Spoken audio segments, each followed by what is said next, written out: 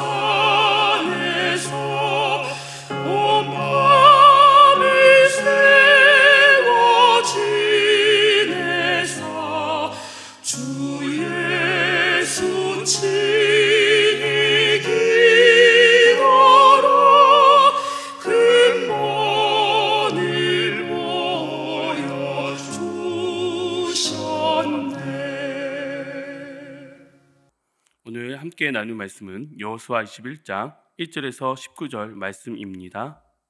그때 레위 사람의 족장들이 제사장 엘르아살과 눈의 아들 여호수아와 이스라엘 자손의 지파 족장들에게 나와 가나안 땅 실로에서 그들에게 말하여 이르되 여호와께서 모세에게 명령하사 우리가 거주할 성읍과 우리의 가축을 위해 그 목초지들을 우리에게 주라 하셨나이다 하매 이스라엘 자손이 여호와의 명령을 따라 자기의 기업에서 이 성읍들과 그 목초지들을 레위 사람에게 주니라. 그앗 가족들을 위하여 제비를 뽑았는데 레위 사람 중 제사장 아론의 자손들은 유다 지파와 시므온 지파와 베냐민 지파 중에서 제비 뽑은 대로 10세 성읍을 받았고 그앗 자손들 중에 남은 자는 에브라임 지파의 가족들과 단 지파와 므낫세 반 지파 중에서 제비 뽑은 대로 10성읍을 받았으며 게르손 자손들은 이사갈 지파의 가족들과 아셀 지파와 납달리 지파와 바산에 있는 므낫세 반 지파 중에서 제비 뽑은 대로 13 성읍을 받았더라.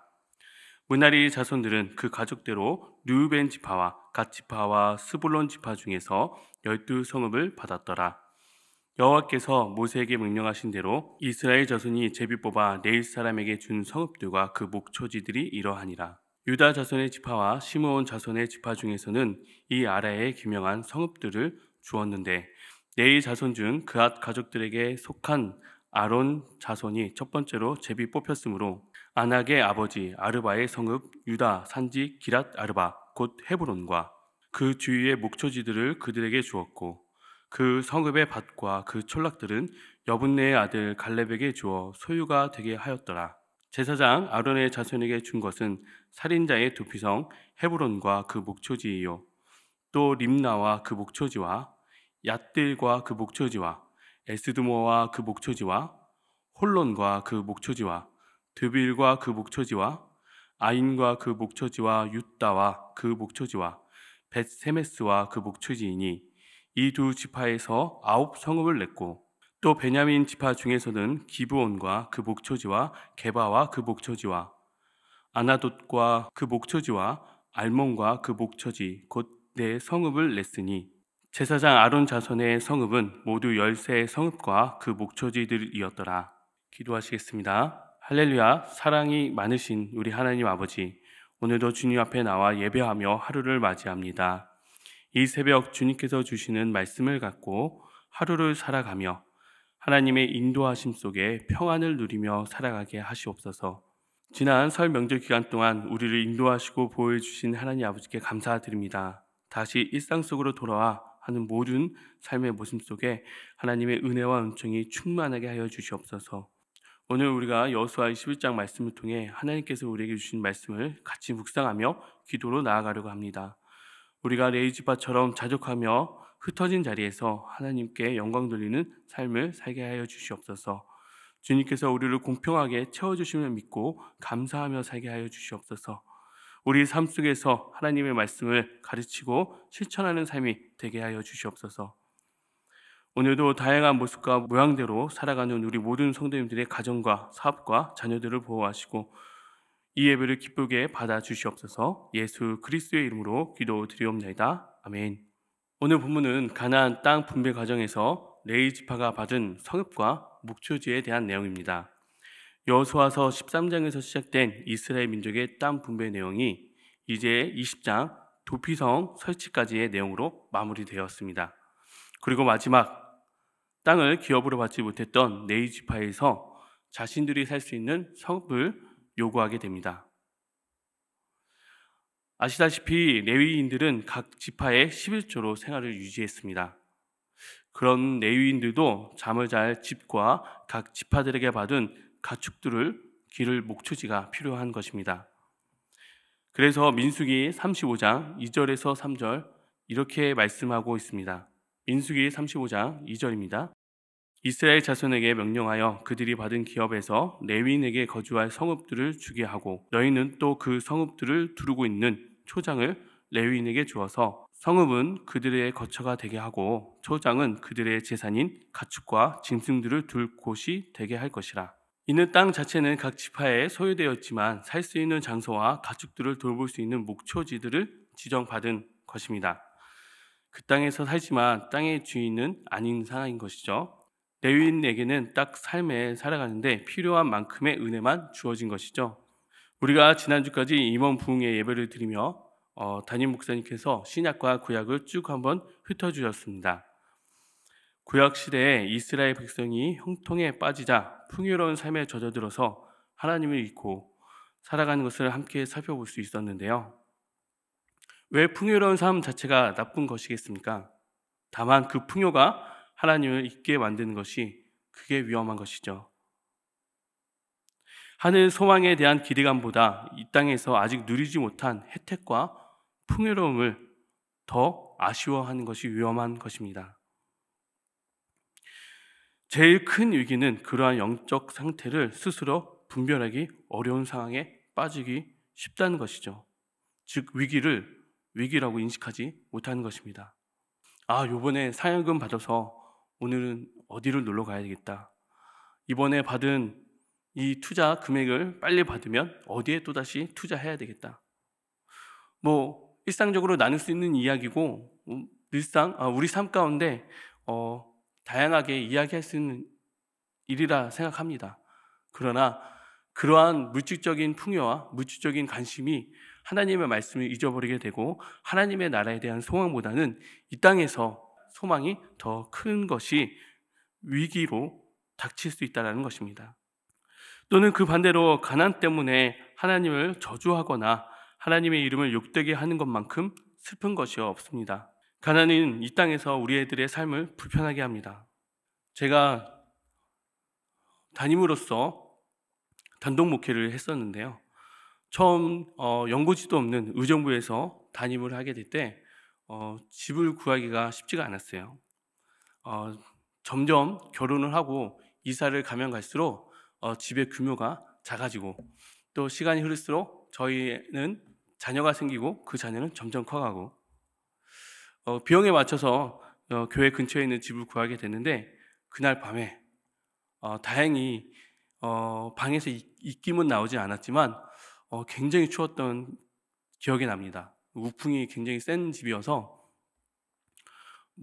마음껏 보일러도 또 틀 수가 없는 상황이었고 그때 생각하면 지금보단 참 불편한 집이었죠. 그러나 그것이 불편함이 불행을 의미하진 않았습니다. 가난이 이 땅에서 우리의 삶을 불편하게 하지만 그것이 곧 불행이다 라고는 할 수는 없죠. 매번 사용할 때마다 느끼는 거지만 요즘엔 이 핸드폰 하나로 모든 것이 다 간편하게 결제가 이루어지고 있습니다. 결제하기가 얼마나 편한지 지갑을 도통 들고 다닐 일이 없죠. 눈에 보이는 현찰이 아니라 핸드폰 화면에 찍혀있는 이 숫자들은 우리의 현실 감각마저 잊어버리게 됩니다. 정말 돈 쓰기 편한 세상이죠. 그런데 가난은 그 편안함을 누리지 못하게 합니다. 그런 가난 때문에 하나님을 원망하며 사는 것은 참으로 슬픈 일입니다. 아굴의 기도라고 불리는 잠언서 30장 8절에서 9절에 이런 말씀이 있습니다. 나를 가난하게 마옵시고 부하게도 마옵시고 오직 필요한 양식으로 나를 먹이시옵소서. 혹 내가 배불러 하나님을 모른다 여호와가 누구냐 할까 하오며 혹 내가 가난하여 도둑질하고 내 하나님의 이름을 욕되게 할까 두려워함이니이다. 우리가 연말이 되면 항상 하나님께 기도하고 고백하는 간증이 있습니다. 지난 한 해도 지켜주신 은혜에 감사드립니다. 그때마다 삶의 위기가 닥쳐오고 감당할 수 없을 것 같은 물질의 어려움이 닥칠 때도 있지만 항상 하나님의 은혜로 지금까지 또 이렇게 살아왔음을 고백하지 않을 수 없습니다. 매번 뉴스에선 새해 국제정세, 국제유가, 경제 분야 등등등 하나도 위기가 아닌 게 없었습니다. 분명 예수님께서는 우리에게 이렇게 말씀해 주셨습니다. 마태복음 6장 31절 그러므로 염려하여 이르기를 무엇을 먹을까 무엇을 마실까 무엇을 입을까 하지 말라. 이는 다 이방인들이 구하는 것이라. 너희 하늘 아버지께서 이같이 모든 것이 너희에게 있어야 할 줄을 아시니. 또 디모데전서 6장 6절에서 8절 말씀입니다. 그러나 자족하는 마음이 있으면 경건은 큰 이익이 되느니라. 우리가 세상에 아무것도 가지고 온 것이 없음에 또한 아무것도 가지고 가지 못하리니 우리가 먹을 것과 입을 것이 있은즉 족한 줄로 알 것이니라. 이것은 단순히 우리가 발전 없이 그냥 삶을 그 자리에서 안주하며 어제도 오늘도 내일도 10년 뒤에도 20년 뒤에도 그냥 그 모양 그대로 살라라는 의미가 아닙니다. 이것은 하나님 안에서 자족하고 만족하는 삶, 하나님께서 우리에게 주신 그 은혜에 감사하는 삶을 살라고 이야기하시는 것입니다. 레위인들의 이 요구에 나머지 지파들은 모두 다 수긍합니다. 왜냐하면 그것은 여호와 하나님의 말씀이었기 때문입니다. 레위인들의 살 곳은 땅 분배의 방식과 마찬가지로 제비뽑기로 이루어졌습니다. 이것은 어떠한 불평도 불만도 있지 않습니다. 여기가 좀 더 살기 좋은 곳인데, 저기는 너무 살기 힘든 곳인데, 나에게 남았으니까 이거나 가져가라, 이런 것도 아닙니다. 하나님의 말씀 안엔 순종만 있을 뿐이죠. 레위 지파는 성전에서 제사를 드리고 봉사했던 사람들입니다. 특별히 아론의 자손들은 성막과 성전에서 제사를 드렸습니다. 그리고 나머지 레위 지파들은 이스라엘 전역에 흩어져 살며 영적 지도자의 삶을 살게 된 것입니다. 광야 생활 중에서는 성막을 중심으로 집단으로 모여 살았지만 가나안 정책 이후에는 이스라엘 전역으로 흩어진 것입니다. 그들은 이스라엘 각 지파에 흩어져 거주하며 하나님의 율법을 가르치는 영적 지도자로서 살게 된 것입니다. 이는 하나님의 말씀과 가르침이 온 이스라엘에 퍼지도록 하기 위한 하나님의 계획이었습니다. 우리도 마찬가지입니다. 믿음의 공동체 안에 함께 모여 예배드리는 것이 너무나 중요합니다. 그러나 예배가 끝난 뒤에는 각자의 자리로 돌아가 하나님의 말씀으로 삶을 살아내야 하는 것입니다. 우리는 신앙을 신앙이라고 하지 않고 신앙생활이라고 합니다. 모이는 교회가 중요하다면 흩어지는 교회도 그만큼 중요한 것입니다. 레위 지파의 흩어짐은 하나님을 중심으로 하나 된 공동체를 상징했습니다. 그들은 어느 특정 지파에 속하지 않고 모든 지파 안에서 하나님의 말씀을 가르치며 이스라엘의 영적 중심을 유지했습니다. 우리도 직장과 가정에서 학교와 사회 속에서 하나님의 말씀을 실천하며 하나님께 영광 돌려야 합니다. 이것은 결코 쉬운 일이 아닙니다. 남들보다는 2배 더 많은 노력과 수고와 시간이 필요한 일입니다.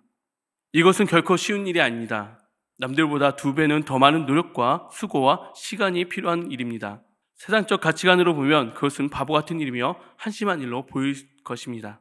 그러나 말씀의 가치관으로 비춰보면 그것은 예수 그리스도 안에서 영광스러운 일인 것입니다.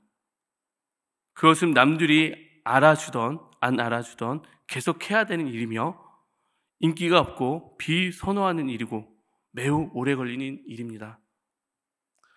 저는 직장을 다녔던 목회자라고 말씀을 드렸었습니다. 제 이력서에 목회자라는 것을 숨길 수가 없었어요. 만약 제 이력에 교회에 대한 이력을 빠뜨리고 나면 20대, 30대 초반, 중반까지 전 아무것도 안 한 사람이 되어버리기 때문에 목회자라는 걸 이야기할 수밖에 없었고 그것은 자연스럽게 회사에 다 소문이 나죠. 대부분 다 신기해합니다. 목사님이야? 목사님도 여기서 뭐 하세요? 네, 저는 영상 편집을 했던 회사에서 있었습니다. 제가 목사라는 사실은 다 알기 때문에 사람들이 회식 자리에서 술을 권했을까요? 자연스럽게 술을 권합니다. 목사님 이것도 못 드세요? 이 정도는 드실 수 있잖아요. 여기 교회 아닌데. 저는 콜라 사이다 먹겠습니다. 단순히 술, 담배 이것만 안 한다고 제가 그곳에서 빛과 소금의 역할을 감당한 것이라고 이야기할 수 있을까요? 남들보단 2배, 3배 더 노력해야 합니다. 남들보다 먼저 출근하고 남들보다 늦게 퇴근하고 남들보다 더 많이 고민하고 남들보다 더 많이 수고해야 합니다. 그것이 누가 알든 모르든 누가 보든 말든 하지만 하나님은 알고 계시겠죠. 적어도 제 노력을 하나님은 알고 계시겠죠. 우리가 각자 가정에서, 회사에서, 직장에서, 학교에서 우리가 갖고 있는 그 일터에서 우리의 이 수고와 노력 사람들은 모를 수도 있습니다.